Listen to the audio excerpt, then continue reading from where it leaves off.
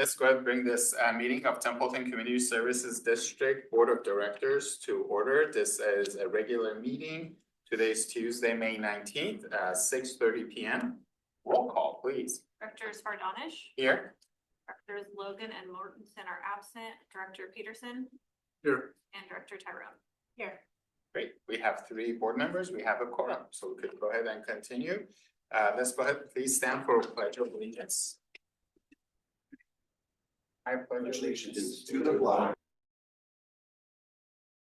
and to the republic for which it stands, one nation, under God, indivisible, with liberty and justice for all.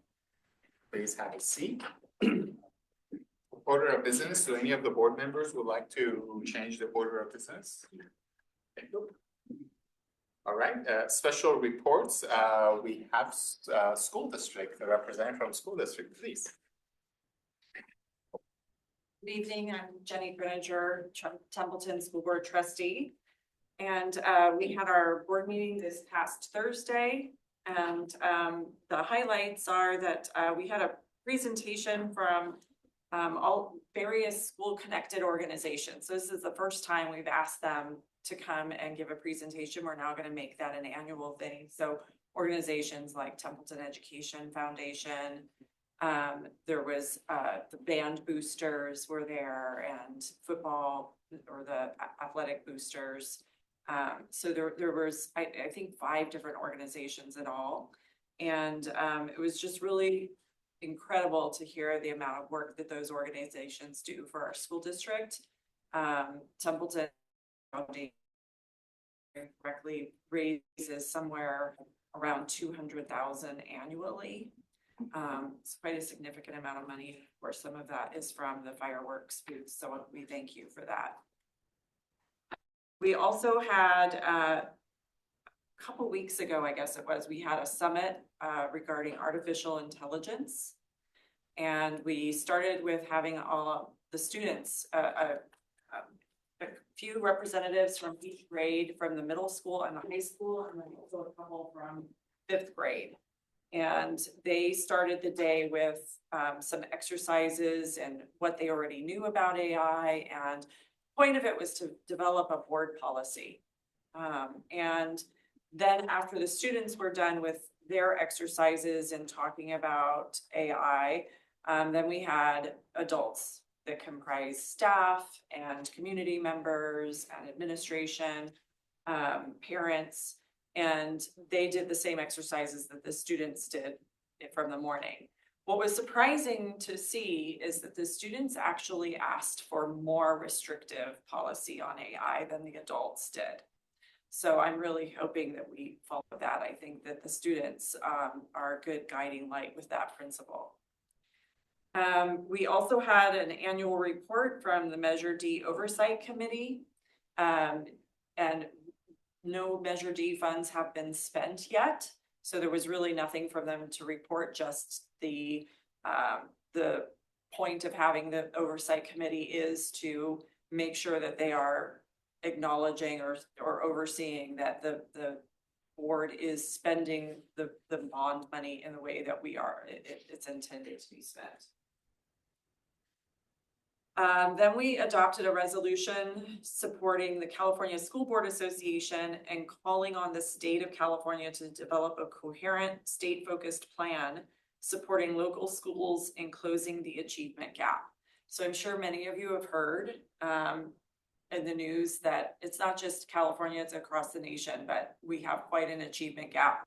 Students are graduating, yet we only have like 30 to 40% that are actually meeting standards. And the state over decades has implemented various programs trying to address those issues and improve schools. And it seems to have better. There's a variety of different programs that the state has asked school districts to do, all of which require data to be gathered. So at this point, there's an acknowledgement that the districts are spending way more time gathering the data than they are in teaching.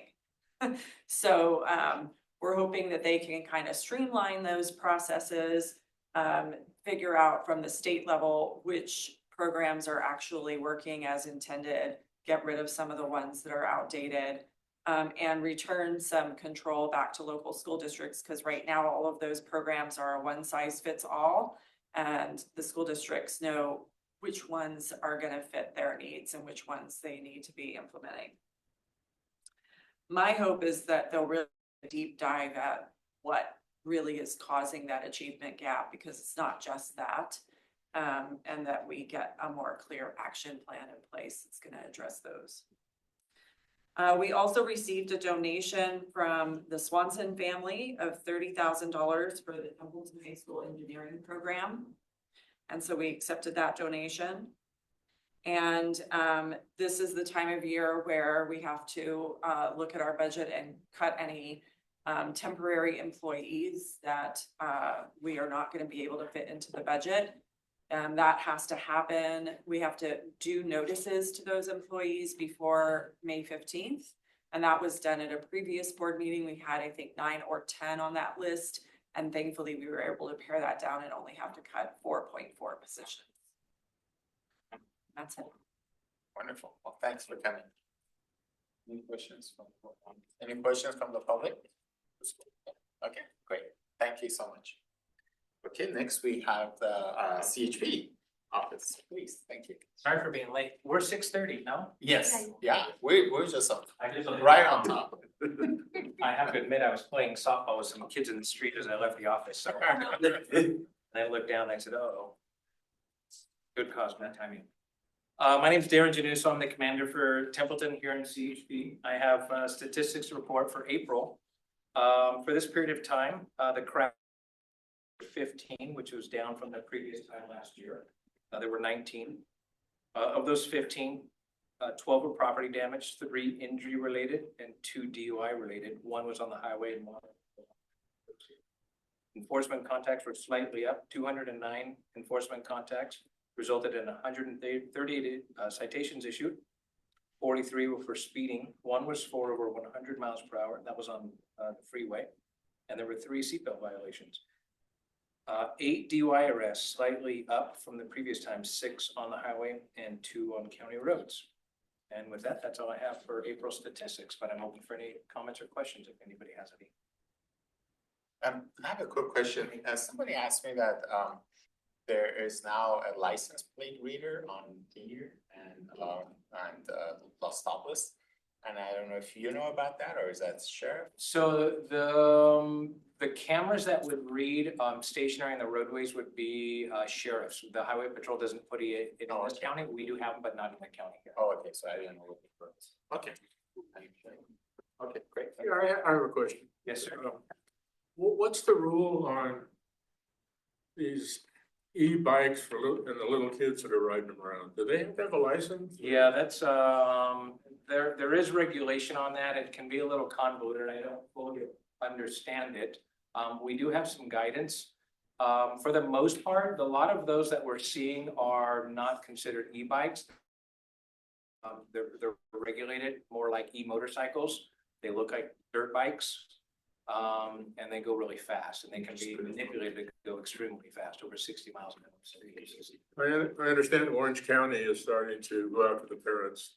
Yeah, a lot of counties are, a lot of jurisdictions and police agencies are doing some crackdowns. The Highway Patrol is also addressing it. We get a lot of complaints in the Templeton community about the e-bikes.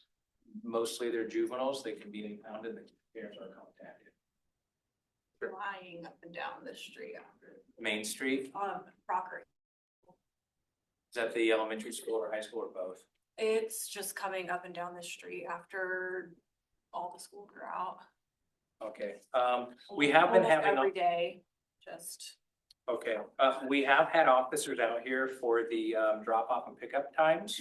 That's really for the parents that are blocking the road and doing some illegal turns. We have gotten positive feedback from the parents and school administrators about that. Of course, some people aren't happy with the contact, but I'm making a note so we can actually maybe have some officers take a look at them. Yeah, usually after, probably between like 3 and 4, and they're out riding around the park and stuff too, but yeah, it's pretty dangerous when you're going down the streets, because you can't see that well when you're coming out, and the kids flying down.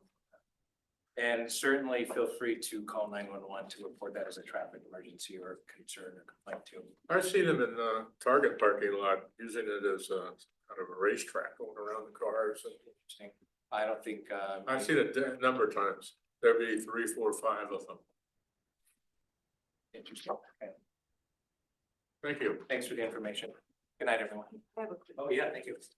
I think piggybacking on Dr. Fardinesh's comment about the cameras, I think if the ones he might be referring to are from a private company or a third-party company that gives access to law enforcement agencies. And I can't remember the term that I've heard used. Flock, does that Yes, sound? yes. The county has, some of the police agencies use Flock and some use another brand. Most police agencies don't produce their own, so they're always third-party programs. They've been very successful in apprehending, some really good criminals and auto theft, so stolen vehicles. Just like our patrol cars have them also, so they record the license plate and we can track the vehicles whereabouts. There's been some high-profile cases because of those. So do you know who pays for those to be put up and who maintains them, or do you know any? I don't. No? That's to the sheriff's department. Okay. Thanks, Nancy. Thank you. Thanks for the questions. And then we don't have the sheriff department here, so we'll go ahead and move on to our public comment section. Members of public may address the board on any items of interest within the subject matter jurisdiction of the board, but not on the agenda today. In compliance with Brown Act, the board cannot discuss or act on items not on the agenda. Are there any public comments that are not on the agenda? Go ahead, Ms.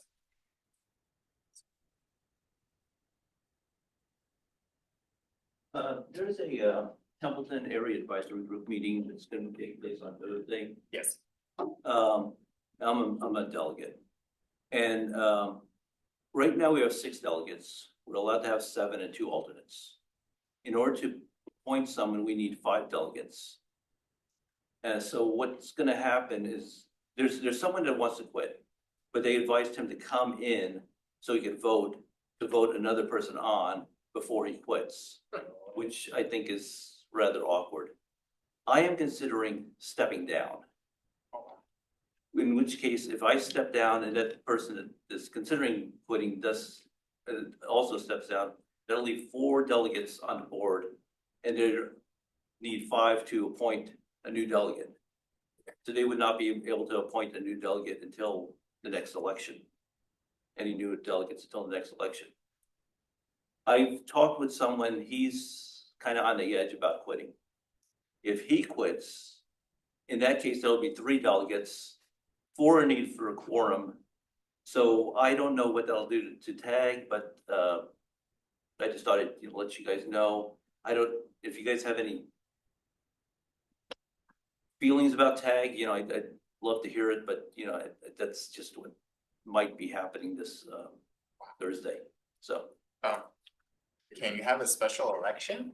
So it's I really don't know if there's any provisions for that. and then have you talked to Supervisor Prashant about this, or their office knowing? Oh, His office knows anything about this? I don't think he does. I talked to the Eric, he's in charge of like the projects. He presents those. I talked to him about it recently, and he said, well, he doesn't know what the slow legal would, how they would handle that. So yes, I just thought, Oh, thank you. yeah, I don't know, if that concerns you or not, but it's just Oh, yeah. what's going on. So Thank you for letting us know. Any questions? No? Public, any questions on that? Okay. All right, any other public comment? Good. Okay. All right. Let's go to consent agenda. We have multiple items on there. We have the minutes from April 21st, 2026. We have the treasurer's report from March 2026. We have resolution number 05-2026, which is weed abatement. We also have item on there to award 5-year weed abatement contract. And lastly, we have resolution number 06-2026, which is the Platts River well easement. Any questions or comments on any of those? No. No, okay, I'll go to the public. Any questions or comments on any of those items? Okay, I'll bring it back to the board, if there's. Yeah. Go ahead. I was, I'll make a motion. Okay, go ahead. That the board approve items A through E, the minutes, the treasurer report, resolution 05-2026 weed abatement, the award for the 5-year weed abatement contract, and resolution 06-2026, the Platts River well easement. Second. All right, go ahead. Roll call, please. Directors Tyrone? Aye. Peterson? Yes. Logan and Mortensen are absent, and Fardonish. Aye. So we have 3 votes, and the motion passes. Okay. Let's go to public hearing. We have resolution number 07-2026, which is an update to master fee schedule. John Manchin. Yes, thank you much. This is a notice public hearing. The district's required to hold a public hearing before you consider an adjustment to fees and charges. These are not utility rates or property related fees, but fees for general services for the district. We maintain a master fee schedule. And so virtually all the fees that we charge are contained within the master fee schedule. The public hearing tonight concerns just a limited number of the fees that are associated with the schedule. Many of these fees you actually talked about a couple of months ago.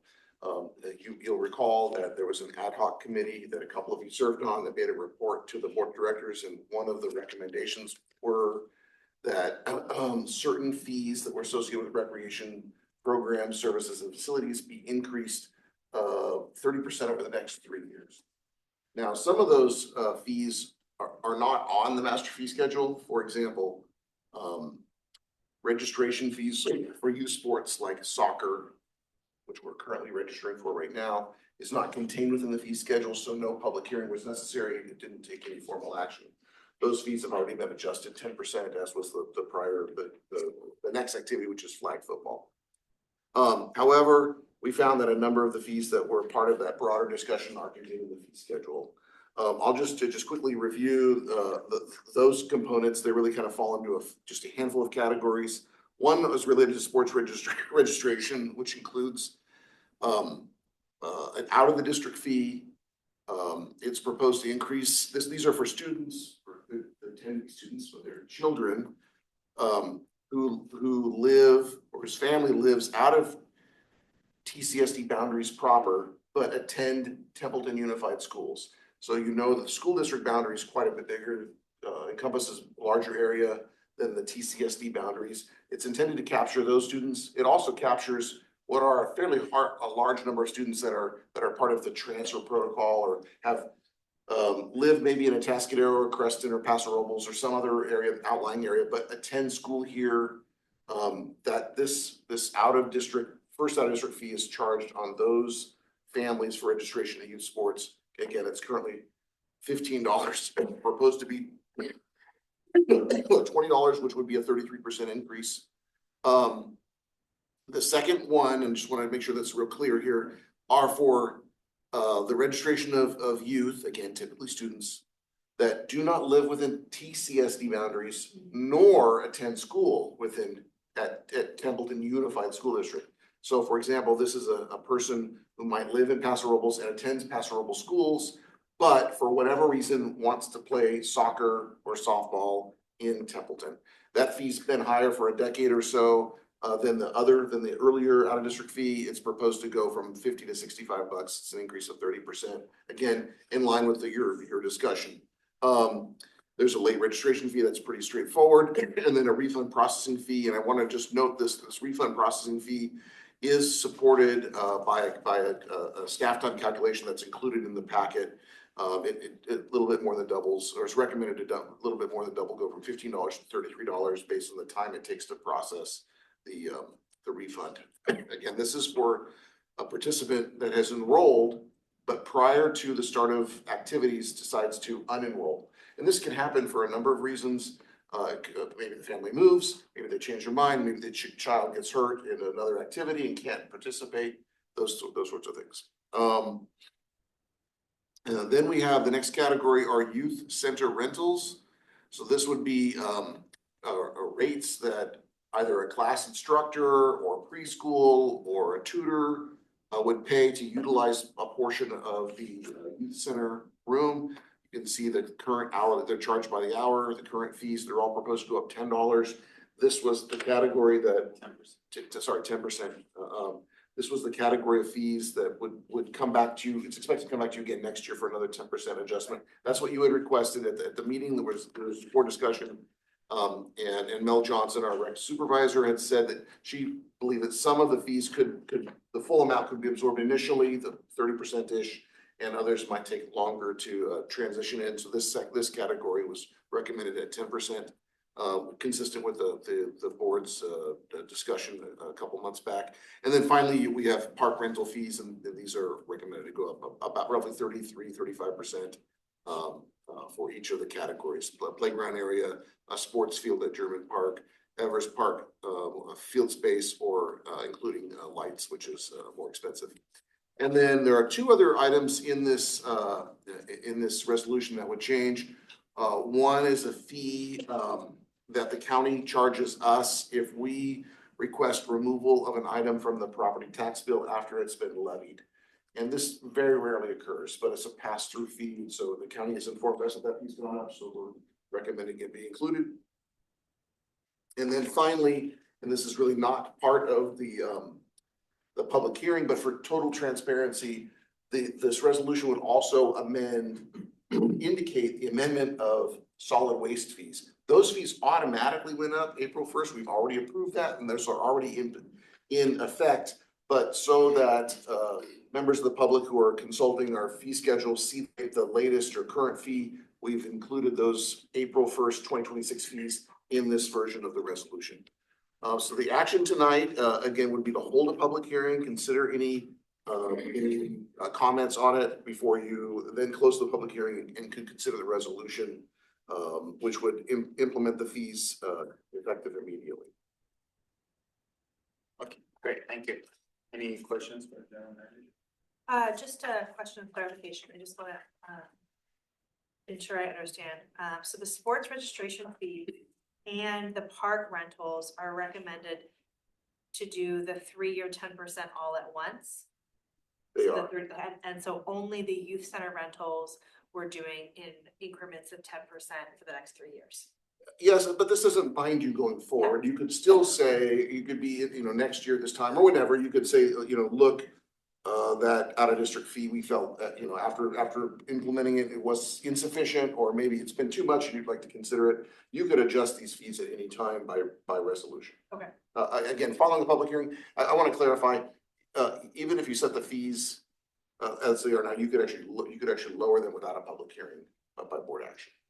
Can you repeat your question? So- You said- So sports registration Yeah. fees and park rentals, Okay, the recommendation is that instead of doing the 10% over Okay. the next 3 years, it all be I see. Okay, yeah. the next 33 and then just you. I do want to clarify, again, it's not part of this action, but the actual enrollment fee, or the registration fee that's Yes. specific to the activity. Was already adjusted. Yes, those are already went up, and they do go up by 10%. So these are sort of ancillary or related fees that happen to be contained in our schedule. Town manager, I was wondering, is there a way you could give us a little bit of breakdown maybe on one of the sports in terms of how many kids, sign up for, that are TCS, that are out of TCSC but in TUSD and versus, the CAF? Yeah, we were able to pull that together from the last year. So in the 2025 soccer season, we had a total of 702 participants. Of those 702, 78 attended Templeton schools but lived outside TCSD. And 86 additional kids both resided outside of TCSD and did not attend Templeton Unified School District. So that represents about 11% and 12% of the total participation. For the next activity, which was youth basketball, we had a total of 359 participants. Of those, 33 lived outside TCSD but attended TUSD. And 49 lived outside of TCSD and did not attend TUSD. I hope I haven't made that any muddier. So about 9 and 13%. So, let's say just looking at these two activities, roughly 10% of the participants of those two activities lived outside of our boundaries but attended TUSD schools, and about 12% did neither but attended our recreation programs or participated in our recreation programs. I also want to just to ensure that it's clear, we're not doing heavy reconnaissance on these enrollments. There's an online form that is filled out, and participants, when they fill out the form, answer the questions about where they reside.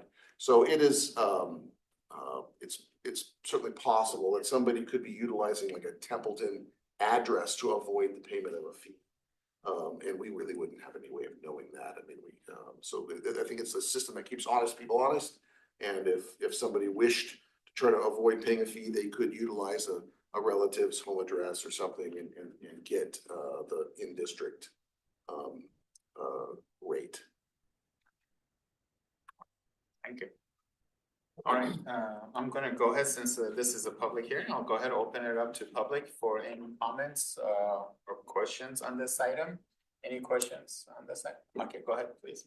Does that system, when they sign up, does that require them to give any kind of like utility bill or anything, It does not. Just so you know, like the youth football, and I'm sure the other youth sports that are, separate from the rec department, they do require those things. And they have additional fees if you're outside of the area. So you might want to consider that. Thank you. You don't know those additional fees by chance, do you? I don't. Okay. I could probably try to find out for you. So it's really, it really, if it's optional, if the local nonprofit that's running it has the capability of imposing various fees, they can. There are some youth sports, for example, Little League, which is a national affiliation program, does not allow out of district players for any reason under any circumstances. So as an example, so like even if your kid goes to, we don't play Little League here, but I don't know all the rules, all the various other activities. But if your student goes to such and such school, you're barred from enrolling in that program. It's not a local decision. It's governed by the larger program. Any other questions or comments? Okay, thank you. All right, we'll bring it back to the board for comments on this. Dr. Pearson, any comments? Okay, I guess I have couple of comments. I guess my area of concern, one is the students that live out of TCSD but attend TUSD. So it's going from $15 to $20. I don't know. I don't know if that's enough, because I understand the reasoning behind it. Obviously, you have TUSD students, going, playing sports with the same, group of friends, which I do appreciate that. I think that's important. At the same time, these are the same students, their parents don't pay, property taxes. So it comes to a point is this amount enough because other parents are paying the property taxes, or are they ones that live in Templeton, are they kind of subsidizing the students that don't live in the area? So, and I don't know if $20 is enough, whether it should be 20 or 25, that's one area, and I like to hear what the other board members, how they feel about that. And of course, as general manager said, we could always approve this and then come back next year, take a look at it again. And then the other area is the community class rate. So, we visited the youth center. My biggest concern is the after school, or is the preschool program that's there. So we're going from 25 to 2750, but the thing about it is that because of the nature of the business, and then the fact that there's no other organization or not anybody else could use it. I just don't know, and then they keep their material on site, so I don't know if that's enough raise, that's, you know, going from 25 to 2750. I thought that when we discussed this previously, I thought the board kind of felt like go a little bit higher than this, but again, that's something that I like to hear from the other board members and see what you guys think on those two items. And again, I'm open with having it as is, approving it, and then knowing that we should probably come back to revisit it, but I don't know if you feel like that it's we should be something that we should consider. Regarding the sports registration fees, I understand your perspective for the folks who either don't even attend Templeton Unified School District or neither reside nor attend Templeton schools. But I think slating, I don't know, I think that's a fair increase for right now. We can reevaluate that one. I was surprised that staff recommended rather than like to see that the recommendation is to absorb the 30% all at once for these two categories, but then not for the youth center rentals. I was surprised that the anomaly there to keep it 10%, you know, over the next 3 years. So I mean, I could just relay what I've kind of learned is that we have, you know, really one renter user at the youth center, which is that pays these fees, which is the preschool program. And when she was advised that the rates are going to be going up, she was concerned and kind of said, well, I'll need to start looking at other options in terms of you know, where else I might be able to run the program. So I think Mel was like, well, you know, are we gonna chase her out and you know, by being too aggressive with this? I think our back in the napkin math was that for that program, it was gonna raise the rental cost by about $100 a month. This current, 10%. yes, the current fee. Yeah, I mean, I know that like we had, I think, I don't know, I'm not happy with like looking at it, how minimal of a change it is per hour, like it looks really low. Yeah.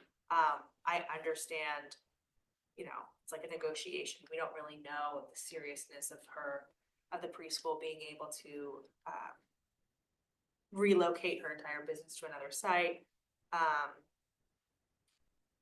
But that is the figure that we had previously discussed, and so I think like just looking at it from the current fee to the proposed fee, you know, 10% seems like a fair adjustment when you're talking about it over the next 3 years increasing, and then you look at it here and you're like, oh, that's actually looks like a pretty minimal increase. I can't remember what is the total, just like roughly that we receive annually from them.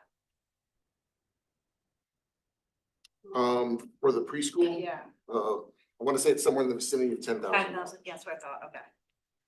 I mean, Who's talking about that? You know, one of the things that's so some of the years they've ran like a summer program, right, and so there's been more hours used and some of the years not.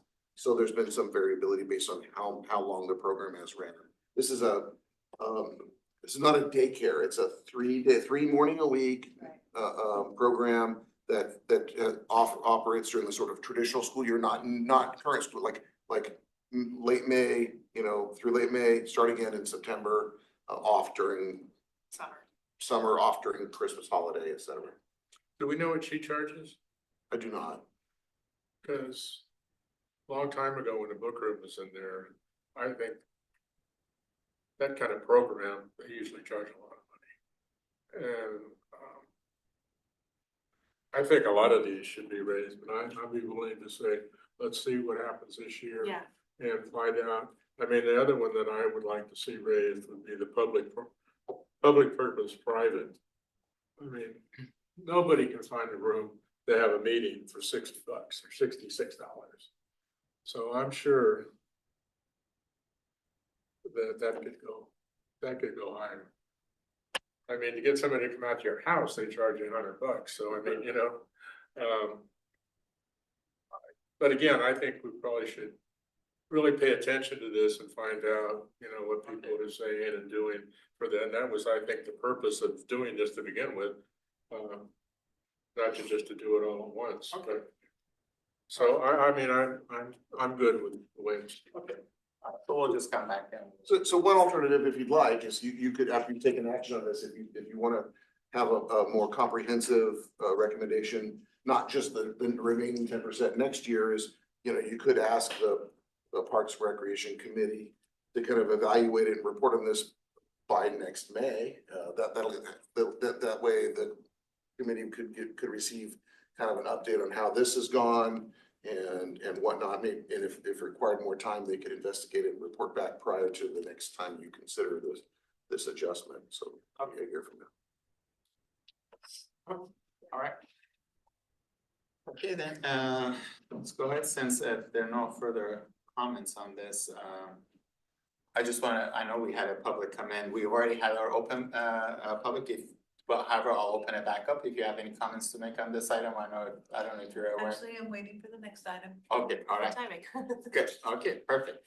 Okay, so I'll bring it back to the board again, and anybody would like to I'll entertain a motion on this.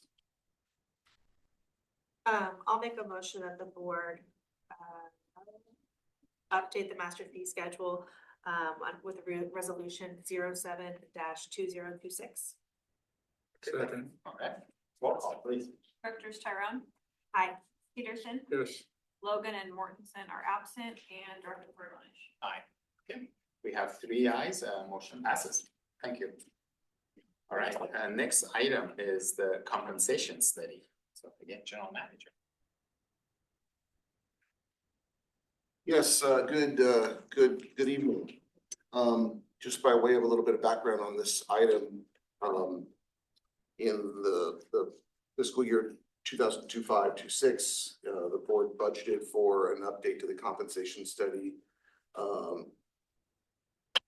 Early in the fall, we engaged RGS Services. RGS had prepared the last compensation study for the district back in we started in 2019, concluded in 2020.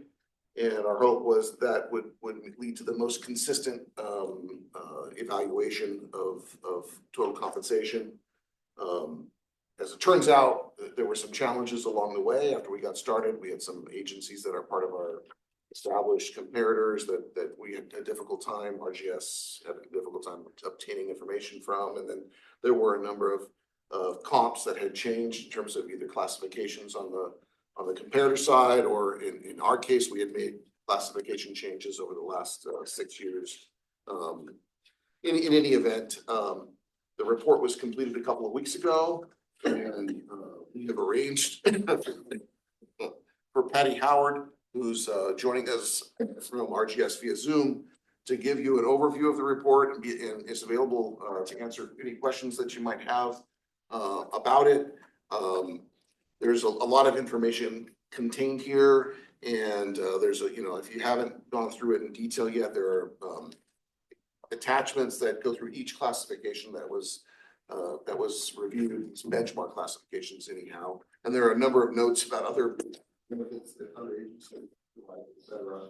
But the main body of the report includes their findings and recommendations. So with that, I'll turn this over to Patty, and hopefully she can hear us and you can hear her. I can hear you. Can you hear me? Perfect, thank you. Excellent. I apologize. I look a little orange tonight, but anyway, it's a pleasure to be here tonight. I know that in the packet you had a copy of our report. Not sure if you've had a chance to, go over it in detail. I thought I might walk through our methodology and our findings and recommendations. I don't know if you want me to share the report, or Jeff, if you have a copy of the report, or if you'd just like me to run through the highlights with you. I can do board members all received a copy. Okay. Yeah. Oh, Yeah, highlights is fine. Okay, excellent. If I start getting in the weeds, you can just do a stop and let me know. So as Jeff said, RGS did a study, the last study for the district. So some of the parameters are the same as before. I know that when we did the last study, there was a lot of discussion and deliberation about the comparator agencies.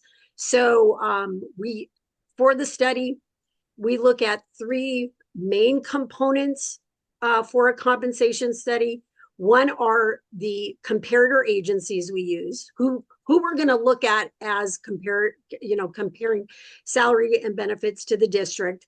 We look at the benchmark classifications, and then we look at the benefit components, since this was a total compensation, both salary and benefits.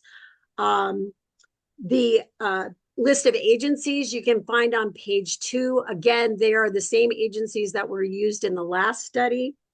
The benchmark classes, as Jeff alluded to, are somewhat different because there have been changes in the last 6 years to the district. And so while most of them are the same, there were a few adjustments. And you can find those on page 3 of the report. The benefit components, we kind of do the big ticket items. We looked at health benefits, medical, dental, and vision. We look at retirement costs, vacation, all of the leaves, vacation, holidays, sick leave, and administrative leave. And then other benefits such as contributions to deferred compensation. There might be other, if you look into the detailed spreadsheets, you'll see we have a column called other compensation. And so it kind of includes any other benefits that we find that are compensable to the employees of those agencies. So using those three components, we go out and look at your comparator agencies and find and identify those classifications in those districts or those agencies that match those of the district. We use, obviously we look at titles, but the class titles are probably the least important part of the analysis, because we use a whole job analysis. So we look at duties and responsibilities, the complexity of the work, the consequence of error, the minimum qualifications, where the classification falls in the organization. So who do they report to and who reports to them? And we use a kind of a rule of 4.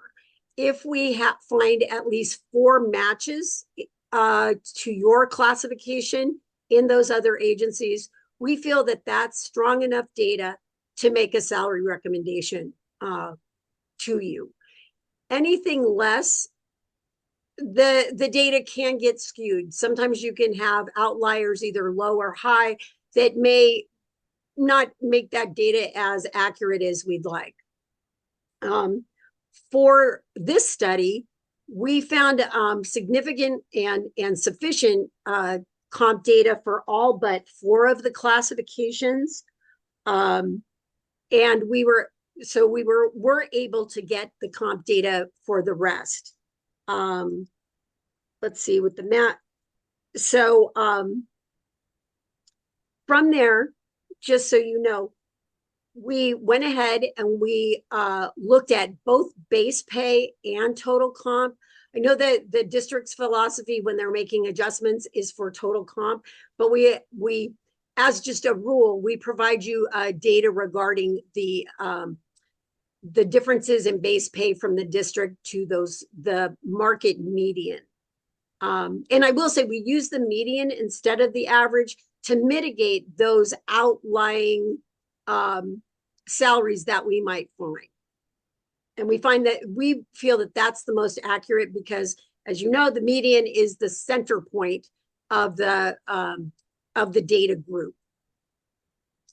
please, and if you have any questions as I'm going along, please let me know. All Great. right. To determine competitiveness with the market, we use a 5% differential, a 5% either above or below the market.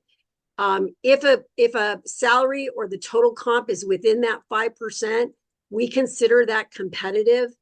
And that basically makes up for, maybe some little quirky pay that it's given or some, benefit that's provided. I'll tell you, I try not to use never and always, but I feel like I can say there's never 100% match with things. So we do use a cushion of 5%. If something falls outside that 5%, we would either consider that above the market or below the market. And we do provide like I say, the base pay chart that shows where the district falls in that regard, and that you can find that. Sorry, I'm losing my page myself. On page 6, and you'll see that for various classifications, some we only got the minimum 4 classifications. Others we have as many as 10. So, like I say, the data was sufficient for our purposes. I have a question. Oh, So you say that the data is sufficient when you have 4 comparables, but quite a few of them, we only have 4 or 5, especially when we look at the classifications that fall outside below that 5%. So although the data is sufficient to make a determination, would you say that all of these numbers are weighed the same in terms of reliability? That's a great question, and I would have to say probably not. In that if we could guarantee that everybody had every classification, yes, then obviously across the board we'd say all of this data is equally as reliable. At some point though, we have to kind of cut the pie, and so we do that at 4. Other agencies we've worked with do it at 3, but usually 4 is the standard. But yes, it's not an exact science, unfortunately. And yes, if you only have 4 matches and perhaps they're at the highest paying agencies or the lowest paying agencies, there may be some inconsistency in that. To try to mitigate that, we do also, and that's in the next section or in our further section, also do an internal alignment analysis. So while we look at the external data, because we want to look at how competitive is the district with those outside agencies, Right. We also need to look internally to ensure that whatever we recommend makes sense for your district. Because just because the external data says classification X should make this much money, that may or may not make sense to your entire compensation plan. And so, okay, so that's when like closer to page like 13. Yes, later in the if you look, let's see, yes. When we get down to the internal salary alignment on page 11, that kind of gives you an idea of what we look at when we're looking at how should we internally align these salaries. And that would be for classifications that are maybe in the same class series or that they're related to a benchmark class, or we use the internal alignment for those classifications where we don't have sufficient data. So looking at that, if you don't mind, I can jump to that section.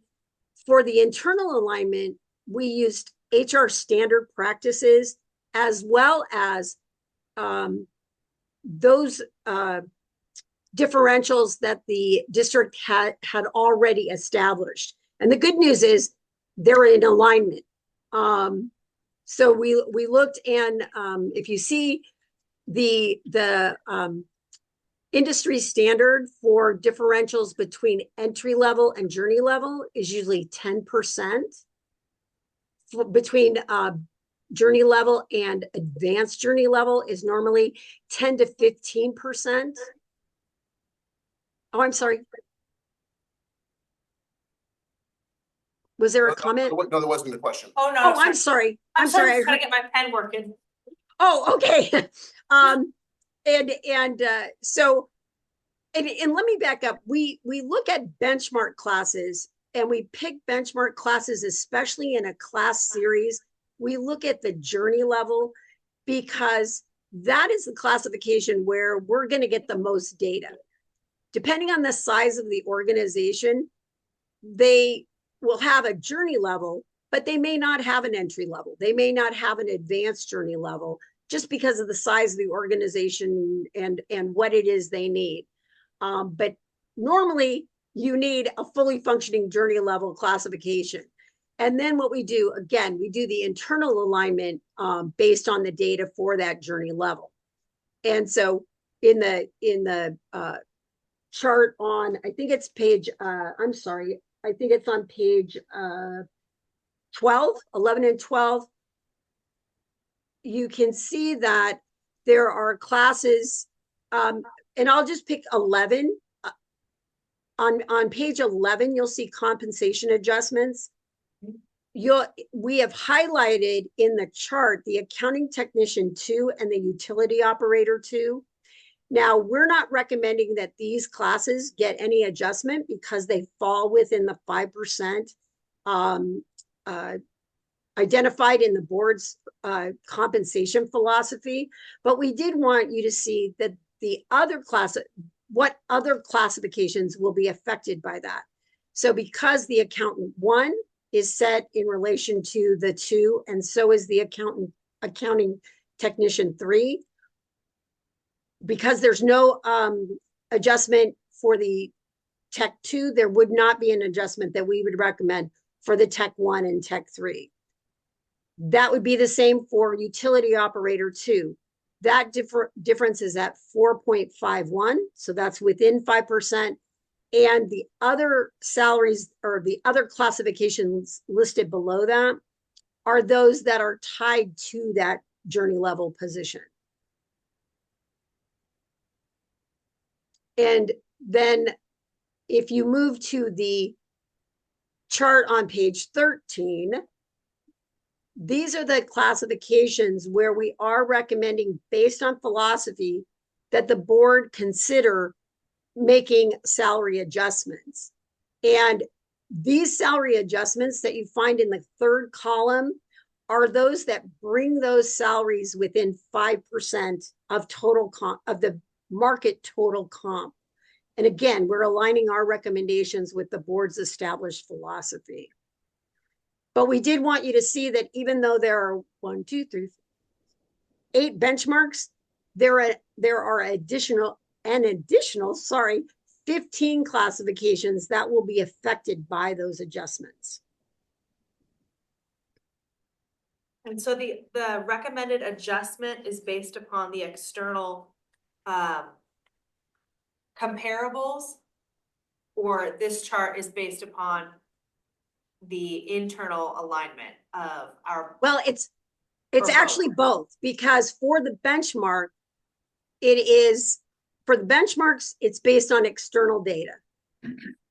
And then for all of those related classifications, or the classifications where we couldn't find enough data, less than 4 matches, that's based internally.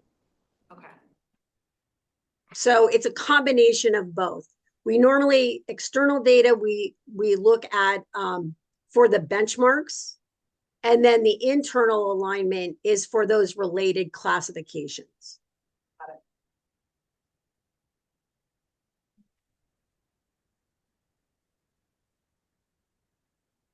So, like I say, that is, kind of in a nutshell, those are our recommendations.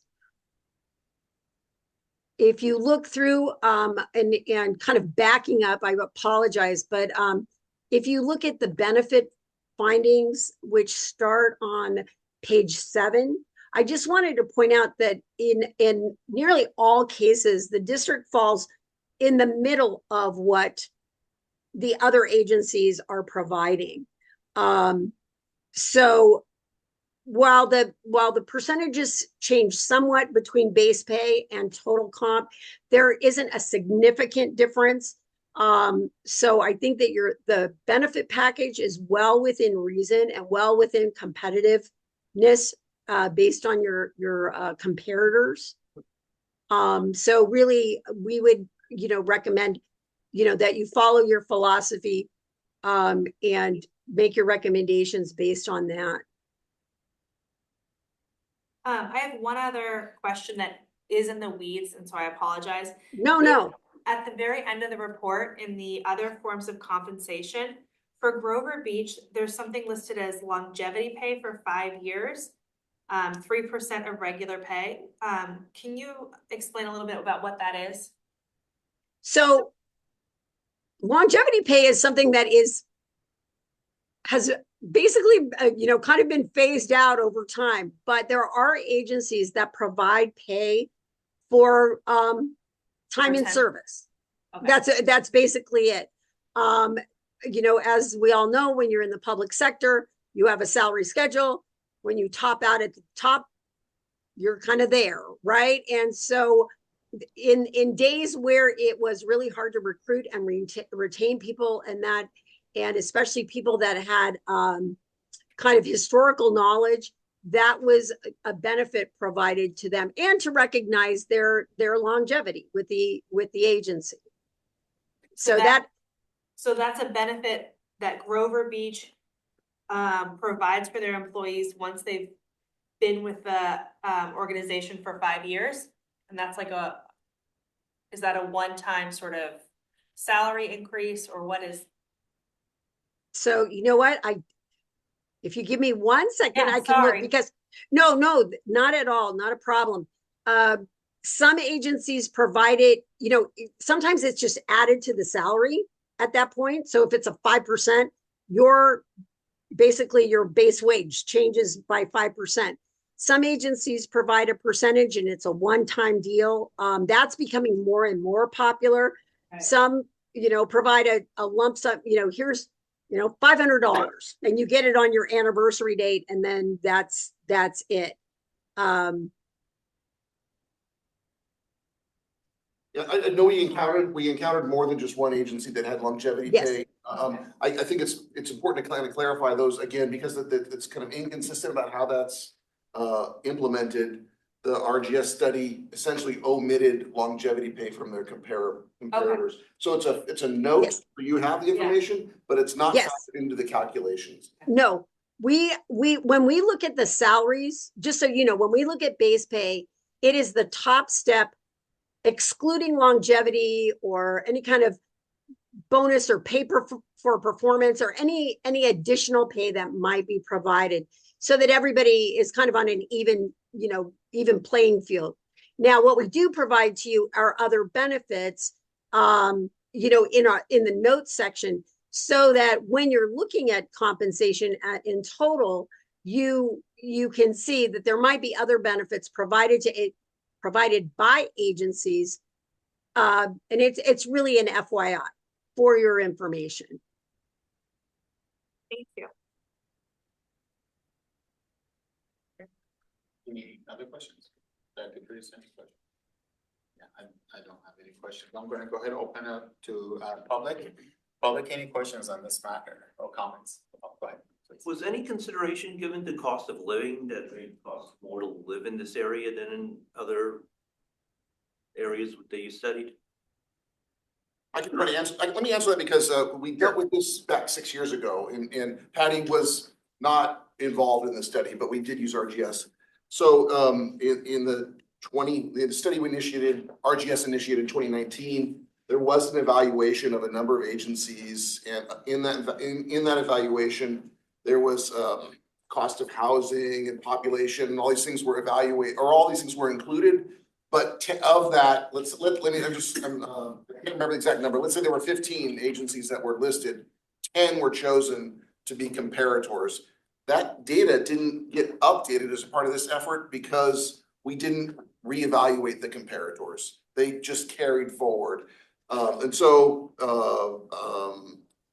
And because of the type of agency that we are in, like as a community service district, and because of the services we provide, much broader than many of the community service districts that are in our vicinity, we had to continue adding comparators to get enough data to support a study. So that's why that's why there are 10, and that's why they're not just the closest 10 in terms of proximity. But it hasn't mathematically changed the information. In other words, there wasn't like an adjustment that was made because one of the comparators might be in a lower cost community. We just see what they pay essentially. So it's an imperfect picture, but not that different from most. And because we're kind of rural, there's if you were in Los Angeles County or something, you could probably nail down 10 comparators that were really close in size and services. But because we're rural, it becomes quite challenging. Thank you. Any other questions or comments? Anybody online has? We don't see anything, okay. Okay, I'll close it, bring it back to board for discussion. What are your thoughts? I'm appreciative of all the work for RGS that you put forward and the recommendations. I know that it's challenging given our all the services, like the robustness of the CSD that we have, how many activated powers, to find comparables. But I was surprised by how many in the for the classifications that fall perhaps below the 5%, how many of them only have 4 or 5 other comparisons to make. So to me, like, it's a little bit of a weaker recommendation than some of the ones where we have 7, 8, 9, 10. So something to consider. Yeah. Director Peterson. Yeah, I'd also like to thank you for the report. Very interesting. I don't really, I guess, have a problem. I probably would agree with Chelsea to some extent. The only thing that I would say, if we're going to make a motion on this, that when we direct the staff to for options, that it should include where if we have the funds, we'll do it. If not, we won't. Or if a certain percentage, if the cost of living is 20%, obviously we're not going to be able to do it. So maybe, I don't know how much work it would be, but anything over, say, 4 or 5% cost of living, we're not going to be able to do this. So everybody's clear that this is not something that's going to happen. We're just Accepting accepting the the report. report. We're not doing any. You're directing the staff to come. I don't. It's in the staff report, I listed that you accept report and direct staff to develop a plan with options that would allow for a multi-year phased implementation of adjustment to the district's compensation plan based on, in part, the data contained in the study. And that's where I think you should mention something about when they The financial come health back, overall. not tonight. I mean, I'm all for accepting the plan. I mean, I will vote for it, but I think when the staff does come back, that it should include something new, the funding and cost of living, and whether we're going to be able to do it. So just to kind of step back, we did this 6 years ago roughly, and following that, the district adopted a compensation philosophy, and it took like 3 fiscal years to make adjustments that were intended to get the positions up within the 5% of median, and this report shows that we were successful in some cases and unsuccessful in others, and there's probably a reasons abound why some were more successful. And it really, when you're talking about 4 or 5 data sets, it only takes a couple to make a bigger swing that changes the fundamental view of the data. So if some agencies that are in there, especially on those that have fewer data points, made larger adjustments than others, it can swing this, and it has been 6 years, so you wouldn't have expected us to necessarily land perfectly. I do want to also just point out that, you know, if you had, I sent you also 2020, just as a refresher, and, you know, we had classifications that were as far off as 26% off median before. So we're, even though there's some surprises here, I was surprised in a number of cases that we were as far off. I thought we might be a little bit better off, at least in terms of its distance from median than we are in some classifications. I do want to note that we talked a lot about classifications, but it doesn't really help you understand sort of the number, where employees are, because, you know, you looked at that table on page 13, but we don't have employees in all these classifications. We have 11 in the classifications that are shown, 3 of which are part-time, but tied to the full-time wage scale on that page. And we have about 16 current employees that would fall in classifications that are not recommended for an adjustment. So maybe what's that, 2/3 or so of the employees, even though maybe more classifications look like they need to be adjusted, more of our employees are filled positions that are closer to the determined median for total compensation. So that's just something to kind of keep in mind. Yeah, I mean, for me, yeah, I'm a bit concerned regarding the number of comps in certain categories, and even on the ones that, you know, we have 8 or 9. I mean, I don't know obviously all these different positions, but I know, for example, for a general manager position, I know like Los Osos is getting a new general manager. So, and that's not reflected on this data, and they've already, you know, is more than what we have in our report. They're making more. And Cambria general manager, in their contract, it says that they actually have a different full-time job, and they're only working, like, they could work only 3 days a week at Cambria. And even so, even though they're only making $185,000, it's only a 3-day job, basically. Oh, That's in yeah. Cambria. So I don't even know, it's like, there's some of these data that could be even inaccurate. So I'm a bit concerned. So I'm all about accepting it, but moving forward in terms of, as you mentioned, evaluating it, I think we need to look at this carefully. For example, for fire chief, you know, Oceano, like we did that back in 2020. Oceano was one of the comps. Well, they no longer have a fire department, so that's gone. And then, so now is 5 cities. And if you take a look at the, you know, for fire chief, the 4 comps that we have, they're pretty much like the cities, and you know, a lot more than bigger. They have a lot bigger resources than we do. So yes, definitely. I mean, it's very interesting to look at this to find out where we are, but I think there are specifics in there that we have to be, you know, wary of. And when we make our decisions, so like last time when we made our decision, we were able to kind of come up with a full plan like that, where we could, you know, address everything. But on this, because there's so much, you know, difference and different positions and different comps, I don't know. I mean, I'll be, you know, I don't know if we could do a whole, you know, a holistic review of it and come up with a plan, or we need to visually. I don't know. It's going to be a challenge. But again, thank you for doing the report. I know it took a lot of your time as well, General Manager. You put a lot of time and effort in this to give us as, you know, accurate of a picture as possible.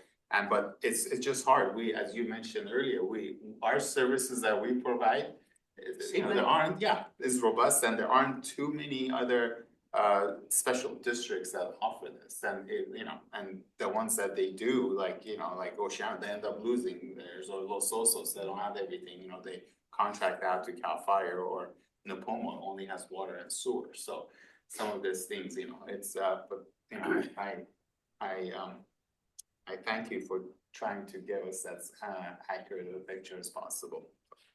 But yeah, I'm willing to accept this report, and I guess I don't know I guess what you guys wanna do after that, I don't know, I'm kind of hesitant. In terms of giving directions, based on this report right now. But, I just also want to say that I appreciated all the detail around the other forms of compensation and work schedules, because that's something that like we've talked about with admin and finance committee, so that's very useful information. What do you suggest we do? Well, I mean, I don't think I think we can take an approach similar to what we did in, in 2019 and 2020, where, where we evaluated, we developed a compensation philosophy. The board ultimately adopted that. The admin and finance committee reviewed that, several months ago and asked that it be brought back after this study is complete. I think you likely want to validate that or determine if you want to make any changes to it. And then develop a plan to attempt to get us into a spot where we're more competitive, particularly with the positions that are furthest off from median. I guess I'd also want to kind of clarify that the recommendations here are, they are RGS's recommendations. You're not under any obligation to implement them. But keep in mind that these recommendations, even if you did implement them as stated, and there's some reasons why it may not be possible to do it exactly as shown, but even if you implemented them all today, they would only get you within 5%. And so because we have 0 classifications that are above 5% of median, and all the recommendations are to adjust, again, the classification is shown on page 13, of which there are only about half of them have an employee in that particular classification. If you were to make those adjustments fully, and not suggesting that you could, fully all at once, you would still just be bumping up to the 5%. So you'd still be 5% below market. It's not a very competitive place to be. I mean, I'm tasked with trying to keep our folks and recruit new ones. Being 5% below market might meet the definition of competitive. It's not comfortably meeting it. We've had positions that have been vacant for 8-9 months because we have been unable to get very many applicants for those positions. And it's hard to say how much that would change if we were more competitive. I'd like to have as many tools in the tool chest as possible before we start that process. And getting within 5%. I think I'll say in my time, I think that does seem like an industry standard. But that's not leading the market. That's not being an employer of choice, at least on the wages side. It's just being being around the same as your neighbors. And I think you could poke some hole, and we have comparators in here that we don't really share the job market with. We selected them for various reasons. We stuck with them for consistency, but we are not in the same market as the city of Gonzales. That nobody is commuting from Gonzales here. We're not recruiting from that agency. So there's reasons to, you can't look at this as like sort of absolute. And we do land in a high cost area.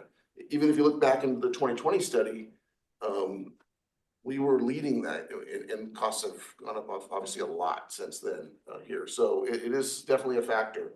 I would like to have as many tools available to recruit and retain, but ultimately this is your, when it comes to making decisions about implementing it, it falls on you entirely. No, I do appreciate what you're saying. Obviously, we want to have the best, and you have to pay for that. But at the same time, if we're going to do this every 5 years, we're going to be off this much every 5 years. Why don't we accept the report and then bring it back to the board soon and discuss all of this? Because we're not, again, So like, I think I've heard all of us say that we would accept the report, but in terms of direction. And then we get You a don't couple want- more board members there too. So you don't want staff to dedicate any time to begin drafting? Well, But a if potential I'm staff, I implementation. don't know what I'd be drafting. I mean, I don't know exactly how to tell them to proceed.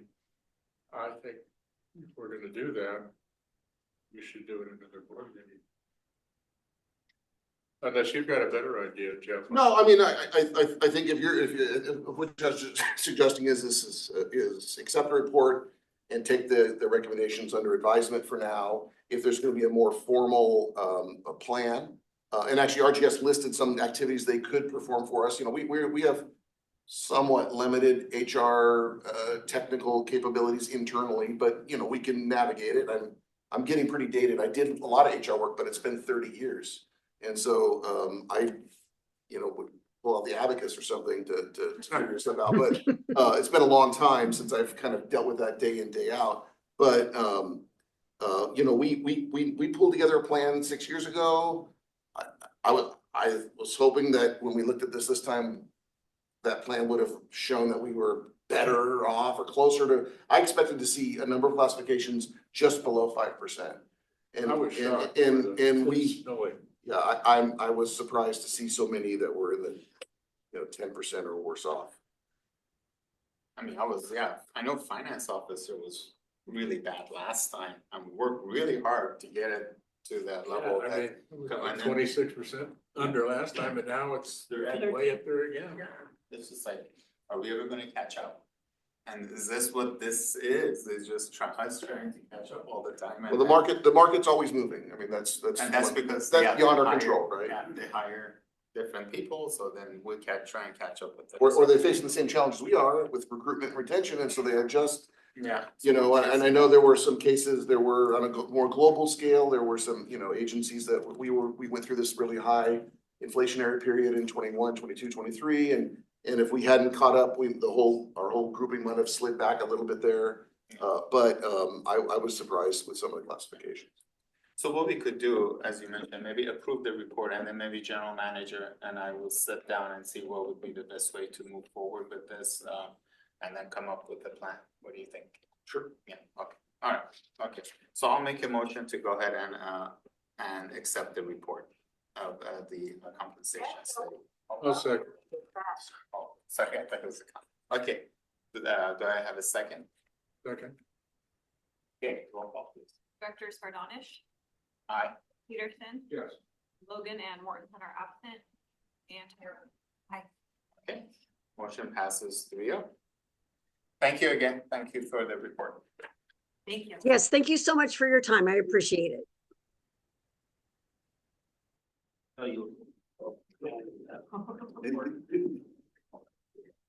Okay. All right, next one is item number is ordinance number 2026-2, which is into for repeal incentivized water relinquishment program. Wow, that's a mouthful. Okay, thank you much. I just to provide a little bit of background on this, hopefully I won't dance around too much. In February, when the board accepted the water buffer model update and realized that you had something like 275 water units available, and that was after satisfying the wait list, we were directed to consider eliminating the incentive. I'll use the term incentivized water unit relinquishment program. To step further back, over the course of history, not back to the Stone Ages, but for many years, for several decades, in general, the way a water unit relinquishment worked in Templeton was if you were a property owner and you had previously purchased a water unit but were not using it, you could voluntarily relinquish it.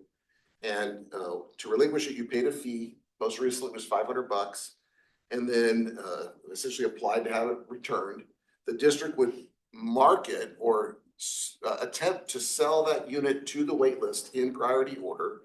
Once a party on the wait list accepted it and paid for the unit, the amount of money that you originally paid, less than $500, was refunded. So in many cases in Templeton, some of those water units were purchased for like $2,400. And so the going rate might have been $40,000 at the time this issue came up. So historically, we've not had a lot of property owners voluntarily relinquish. In fact, in 2014, when the board made some pretty significant changes to the water code and required persons who had these units to put them to use, or else they weren't going to be as valuable for a number of reasons, we implemented this voluntary relinquishment program for a 1-year temporary period with the goal of providing an alternative to people who had water units and weren't using them to get their money back and then some, and make it easier. Well, during that course of that year, nobody actually followed through. We had a number of inquiries. That was back in 2015, but no actual incentivized relinquishments. And then the program sunsetted. It was done intentionally with a ending date. In 2021 and 2020, 21, early 2022, there were conversations about what could we do. We had begun issuing new water units, but we weren't making it very far down the wait list. There was obviously still this pent up demand. And the board requested that we look at options to, again, offer this incentives, and maybe it would free up some water units and some people would come back into the fold. And so you adopted a policy in late 2022, and then you amended the code in early 2023. So just a little over 3 years ago, that implemented these incentives. And I'll just try to clarify. The incentives were no admin fee for processing a relinquishment. The amount you paid plus interest at the LAIF rate, local agency investment fund rate, since you purchased the unit, since the property owner purchased the unit. A refund of any monthly service fees paid under a virtual meter agreement. And then finally, if the property owner also wished to relinquish a sewer unit at the same time, the admin fees for that would be waived during this if it was applied for at the same time. So it was more effective. We actually had some interest. We had several property owners that have relinquished units over the last 3.5, 4 years under this incentivized program. As a matter of fact, we're dealing with one voluntary relinquishment right now for 54 water units, which includes some of these incentives. So they don't amount to a whole lot because they were more recently approved. So when it was recognized earlier this year that maybe we don't need to continue to offer this because it's voluntary, we incentivized it for a reason, and that was to get more water units to serve a wait list because we thought we had this big demand. Well, that's clearly gone now. We no longer have this pent up demand. We have a sizable chunk of units available now. Do we need to continue offering it? So after that question came up, we worked with our legal counsel to determine the best way forward, assuming there was a request again to consider this. So the ordinance that's before you would essentially repeal those incentives and put in place the same kind of program that existed for most of TCSD's history, with one exception, and that exception is the way the ordinance is drafted now. A refund would still be issued immediately upon relinquishment. The party wouldn't have to wait until that water unit were resold.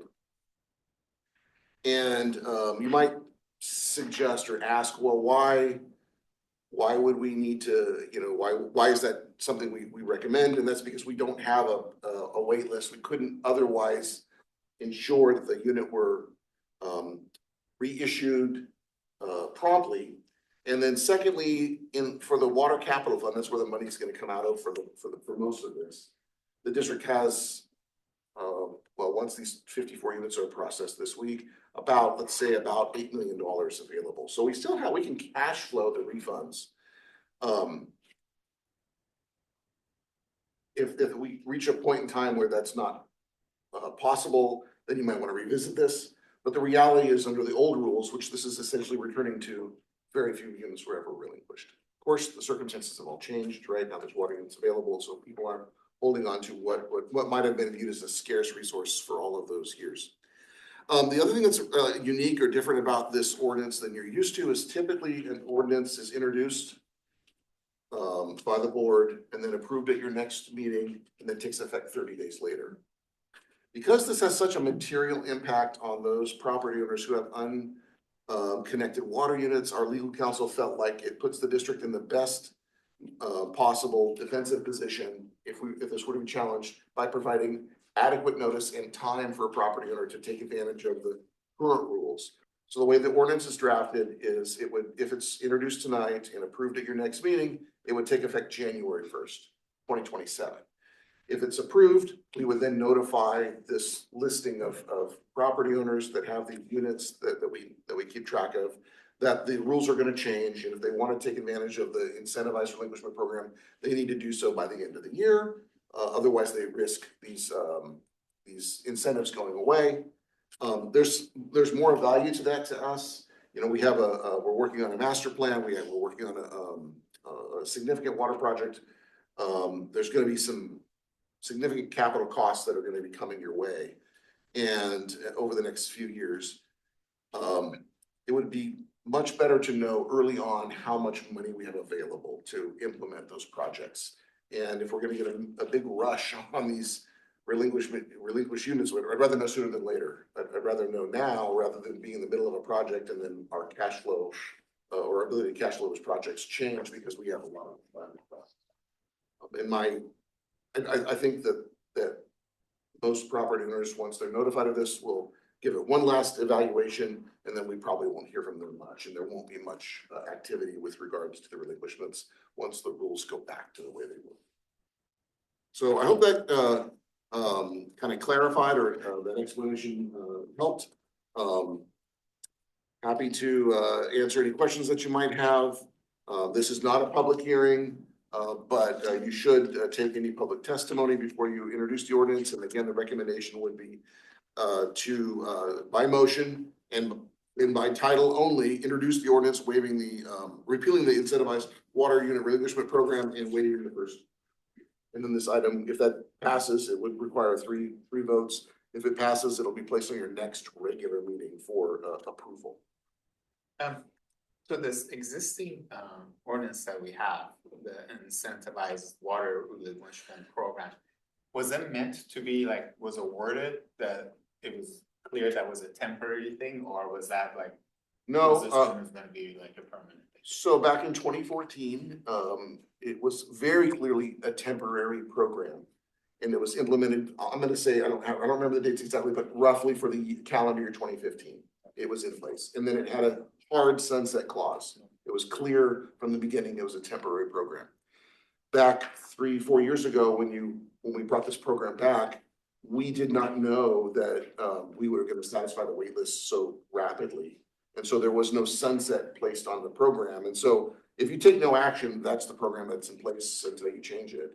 No, I know, but there was no, I understand there was no sunset, but was it worded in a way that this is just, it's not a I would permanent? not say so. Okay, so.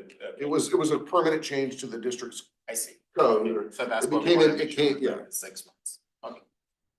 All right. Any questions? Do we need to be concerned with any potential, like disputes or complaints if folks decide after January 1st? Oh, hey, now. Need to. So I think that's really why our legal counsels advise that this have a delayed implementation and that we take extraordinary, let me rephrase that, extraordinary. Normally, we would just amend the code and hopefully people figure things out as time goes on. In this case, we were advised to, if this is approved, but actually reach out and make contact with the property owners that have these units to the extent that we can, let them know that the rules are changing so that they do have ample opportunity to take advantage of the current rules, which right now are better for those property owners. But they do create a bigger liability for the district. But at the same time, if we don't do it, then it's kind of like, I don't know, like it becomes like giving money, like. Yeah, I mean, it's not a giveaway because Well, yeah, I you're mean, not I think charging, we're giving a refund, but I think, yes, the others. issue is it makes it difficult for us to know how much resources we have to work with going forward if this is always if you can exchange this asset for cash at any time. And it's not taking away that ability, it's just meaning that when you go to do that in the future, if this passes and now we're in 2027, you only get back what you paid for it. So if it was one of those $2,400 water units from 1994, that's what you got, Yeah. and less a fee. We would have to establish a fee by the end of the year for this process. Director Peterson, any comments? Okay, I'll go ahead, open it up to public, see if public has any comments. No? Okay, I'll try and get back to the board. Okay, any comments or do I have a motion? I will make a motion that the board can introduce ordinance number 2026-2, which will amend section 14.08.510 of the district code to repeal the incentivized water relinquishment program effective January 1st, 2027, and determine that the ordinance is not a project otherwise exempt from CEQA. And then waive the first reading, And we waive the first reading. and it's by title, okay. Alright, do I have a second? Okay, roll call please. Directors Tyrone. Aye. Peterson, Yes. Wilson and Mortensen are absent, and Fredonia. Aye. Okay, motion passes 3-0. I mean. Yep, 3-0. Yep, great. All right, next item is general manager's report. Yeah, just a handful of items to call to your attention. One, I just wanted to note that this afternoon, our Parks and Recreation office lost internet. There's an internet outage, and these days, an internet outage is a bigger problem than it used to be, because we're voice over IP. So basically, they lost phone service when the internet went out, and emails and whatnot. So just an inconvenient, might have inconvenienced some residents if they'd attempted to call in. So we scheduled to be out there tomorrow morning. I'm gonna review that. Coincidentally, there was some jackhammering taking place in front of the building today, and maybe that led to this little town. There's a lot of work going on Main Street right now. A reminder that next Monday is Memorial Day. It's a district holiday. District offices are closed. Already. And then just again, another reminder that the board's talked about on a couple of occasions now, setting a special meeting primarily for workshop at your April board meeting. That was set or moved to May 28th at noon. And I just want to confirm that everyone still has that down and can make that. We already expect board member Logan probably not to participate because she just had a medical procedure, but Yeah, May Yes. 28th, Yep. 12, yep. Not sure. Oh. Do you need a ride? I'll pick you up. Is this all about the ride? Yeah, I can't do 2 days in a row. well, we'll hopefully follow What's the up. likelihood that they will make it, do you know? Probably slim, Oh, slim that you'll make it. but I won't make it. Oh, that you won't make. Slim, but I'll make it. Should we look at a different day? How many? So I mean, we Yeah. didn't have a whole lot of options when we talked about this before, and Is it board- just that day, that time, or is it the whole, Still a week. What could you? so? Okay, we have Director Logan and Director Mortensen, we're not sure about. well, yeah, he was unable to attend today's meeting kind of last minute, Can so we find out maybe? I don't expect to hear from him again until early next week. I mean, I'm hoping to know by maybe Tuesday. I'll confirm with him on Tuesday. I'll try to confirm with him before that. But yeah, we would be in a bind if we couldn't get at least 3 here. We need 3 to have a meeting. So Director Mortensen confirmed his availability a month ago. And he only was unable to make it today, kind of last minute, and he was gonna be unavailable this week, kind of last minute. So that's the only reason I'm mentioning it. If we don't do that, then can we, I know it's a workshop, right?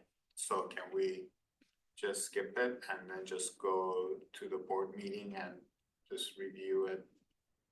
Yeah, I mean, I mean, are you, obviously, we have a I lot guess more if the question is, are highlights you versus- obligated to hold the budget workshop? You are not. You could go to the hearing Yeah, without that background information and ask questions so we can attempt to answer them. because It's just obviously a- you've seen it, right? And then Director Logan's seen it, so, and then I'll review it. I've seen a lot of it, so I could review it and then maybe possibility that we could just keep the highlights versus, I mean, if we're not gonna have enough people, we'll just end up having to either not post that meeting. I guess that's where I'm standing is if this, let me know if this works. I'll reach out to Director Mortensen by Tuesday and then with Director Peterson as well, and see if we have any better information. If we're pretty confident we're gonna have 3, we can go ahead and post the meeting. If it feels very unlikely, I'll contact you and maybe we don't end up having one, because I don't wanna hold one have everybody here and then not be able to do anything. Of That- course. That won't do us a lot of good. Yeah, okay, we'll do that. Anything else, Chair Manager? Those are the items I had on mine. I have a question, and I wish, Fire Chief was here. What's going on with fireworks education and things like that? Obviously, it's already end of May, so are we starting that? We've been working with a company that does the aerial overflights, to get on their calendar for July 3rd or 4th. Okay. That's the effort I've been most involved with. I'll follow up on the fireworks education Yeah, materials. because I was expecting to start seeing stuff around town, so that would be good, okay.